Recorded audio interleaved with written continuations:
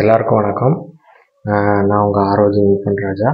இன்றைக்கி நான் உங்கள்கிட்ட என்சிபி பற்றி பேச போகிறேன். என்சிபிங்கிறது உங்களுக்கு எல்லாத்துக்குமே தெரியும்.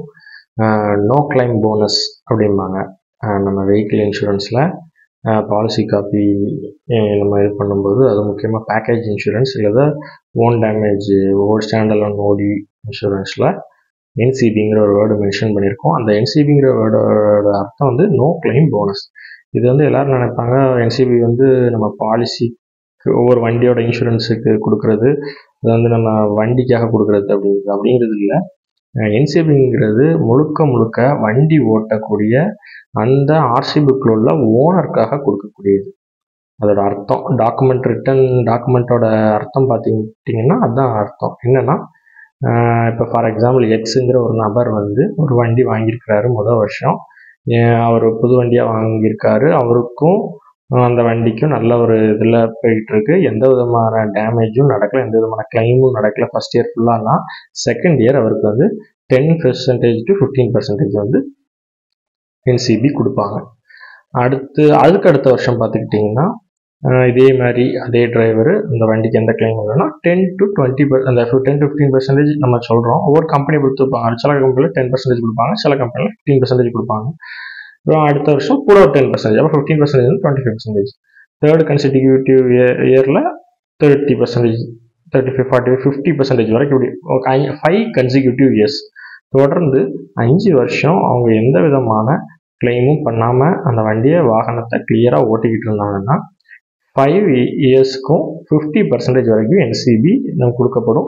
இது வந்து பார்க்குறதுக்கு 50% நம்ம நினைக்கிறது வந்து அந்த ஓவரால் ஓன் டேமேஜ் ப்ரீமியமில் அது ஒரு முக்கிய பங்கு வகிக்குது. அது வந்து என்ன பண்ணணும்னா அந்த பேக்கேஜோட வேல்யூவே பாதியாக ஆக்கிரும். ரேட் ரொம்ப கம்மியாயிரும். இன் கேஸ் ஆஃப் அந்த இதில் ஏதாவது ஒரு வருஷம் ஹிட் ஆகிட்டுன்னு வைங்க, ஒரு கிளைம் ஹிட் ஆகிட்டுன்னா அந்த எத்தனை பர்சன்டேஜ் கிளைம் வந்தாலும் அது அவ்வளோவுமே எத்தனை பர்சன்டேஜ் என்சிபி வந்து அவ்வளோ கேன்சலேஷன் ஆகி மறுபடியும் ஃபஸ்ட்டு அதுக்கு ஒரு வருஷம் நார்மலாக இருந்து அடுத்த வருஷத்துக்கு திரும்ப 10, 20, 30 அப்படி மாறும். ஸோ வந்து என்சிபிங்கிறது முக்கியமான விஷயம். இன்னொரு அதில் முக்கியமான விஷயம் சார், என்னோடய வண்டி 5 வருஷம் ஆயிடுச்சு, 40%, 50% கிளைம் என்சிபி வந்துட்டு நான் இப்போ என் வண்டி ஒருத்தருக்கு விற்கிறேன், நான் அவருக்கு வந்து என்னோடய பாலிசியிலேருந்து நேம் ட்ரான்ஸ்ஃபர் பண்ணுறோம். அப்படி நேம் ட்ரான்ஸ்ஃபர் பண்ணும்போது என்சிபி வரமாட்டேங்குது அப்படிம்பாங்க. காரணம் என்னென்னா ஓனர் மாறுறாங்க. கரெக்டாக நேம் ட்ரான்ஸ்ஃபர் நடக்குதுங்க. எக்ஸுங்கிற நபருக்கு தான் நமக்கு வந்து 50% என்சிபி கொடுத்தோம். திடீர்னு ஒய்ன்னு ஒரு நபருக்கு மாறுறாங்க, செகண்ட் ஓனருக்கு மாறுறாங்க. அப்போ அவர் எப்படி ஓட்டுவாருன்னு தெரியல. ஸோ ஃபஸ்ட் இயருக்கு வந்து என்சிபி அப்ளை ஆகாது. செகண்ட் இயருக்கு 10%, 20%, 30% இப்படி கன்சிக்யூட்டிவ் இயர்ஸ்க்கு மாறும். ஸோ இதனால தான் ஓனர், அதாவது நேம் ட்ரான்ஸ்ஃபர் ஆனாலோ இல்லை ஒரு கிளைம் நடந்தாலோ என்சிபி வந்து எக்ஸிஸ்டிங் வந்து கேன்சல் ஆகிடும். ஸோ என்சிபிங்கிறது ஒரு முக்கியமான ஒரு விஷயம்.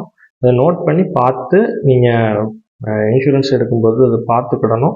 இந்த சேம் டைம் கரெக்டான என்சிபி இது கொடுக்கணும். 2 இயர்ஸ்னால் 20% தான், 20 to 25% தான் கொடுக்கணும்.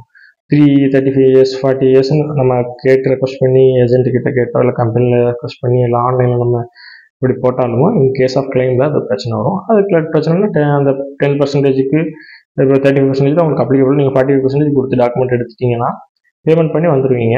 இந்த பாலிசியும் நீங்கள் எடுத்துருவீங்க. இன் கேஸ் ஆஃப் கிளைமில் வந்து அந்த 10%க்கு வந்து அந்த டைமில் ரிவர்ஸ் பேக் நீங்கள் பேமெண்ட் பண்ணுற மாதிரி இருக்கும். இப்படி பேமெண்ட் பண்ணால் தான் கிளைம் கிடைக்கிற மாதிரி இருக்கும். ஸோ இது பார்த்துக்கோங்க. இது vehicle to vehicle, insurer company to company இது மாறும், வேரியண்ட்டை பொறுத்து மாறும். ஸோ கேஸ் டு கேஸ் இது மாறும். சரிங்க. இதில் ஏதாவது டவுட்டு ஏதாவது இருந்துச்சுன்னா நீங்கள் கமெண்ட்டில் தெரிவிக்கலாம். Okay, thank you.